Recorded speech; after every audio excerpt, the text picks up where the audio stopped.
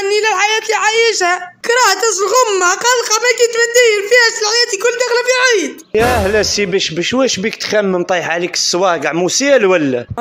بابا البلو والله تشوف قسما بالله العلي العظيم راني فيها تقالق مش نحمل روح حتى انت قدامي اصلا مش نحيامك. واش رابطك بسلسلة غرايب كالحي هذا، واش نستنى منك ثاني؟ بسم الله الرحمن الرحيم، حط رجلك في الارض اركع في صباط خيرك. اوف صاي سيبو غلطنا سامحنا. سيدي هاني قعدت بحذاك سيدي، احكي لي ترى واش بيك واش قلقك؟ لعل نقدر نعاونك، راني بابيك انا، راني مانيش واحد براني باش ولدي باش دير في حسابك.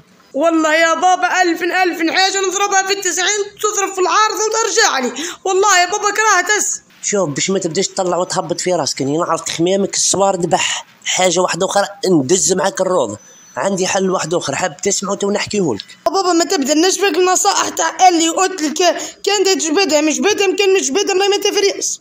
رباية تاع الصف راني شهر راني نهزها نهار 14 كي ندير الكوراج والصحف عليها تتم نهار 20. ملي خلقت في الدار ديما الميزيريه جامي قلت لاباس هل مومود ايمان. شوف راني حاملك تاع كي شغل راك خالق وولدي ومش نحب نزيد معاك، واحدة من زوز تسمع ولا خليني نتقاعد نروح نفرش غالياتي؟ هاني نسمع بابا سمير البلول عفاسي تفضل. والله يا بابا اقسم بالله العلي العظيم وقول ما قالهاش باباك وراني على يقين، روح اقرا سورة يوسف بصح بشرط تقراها من قلبك وبتأني وما تزربش في الهدرة، وبربي ان شاء الله يتنحى عليك الحزن ذا كل.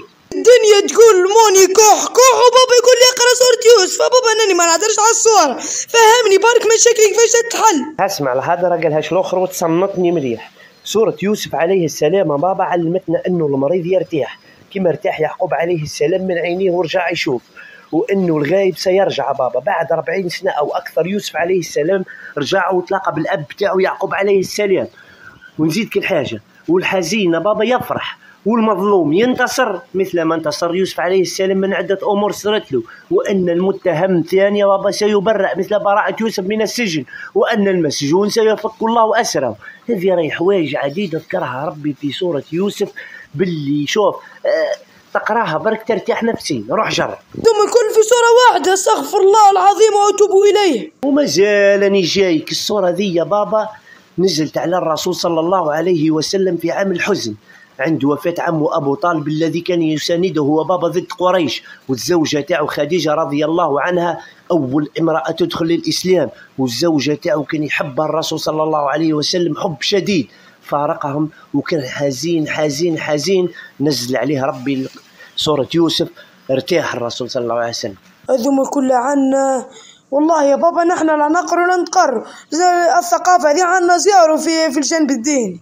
هاي مالا دير الهدة توضى وقراها وحل بها مشاكلك وزيد اون بليس وصادرها تجارة مع ربي سبحانه تدي بها حسنيات، حاجة مليحة بابا. هاي كوراج. ربي يعيشك ويخليك لي يا بابا، هدرتي لي بارك شوي ارتاح خلي يكون نقرا الصور. ربي يعيشك لي وربي يجزيك كل خير. الحمد لله كي تنحت لك القلقة ورجعتي بيا وإنسان عادي، بصح نوصيك التفرضيم الزايدة ذيك كي تولي قالق نحيه، لكنش نهار نهردم لك فمك صح. هي صح نتفرضم بصح هي ربيتك.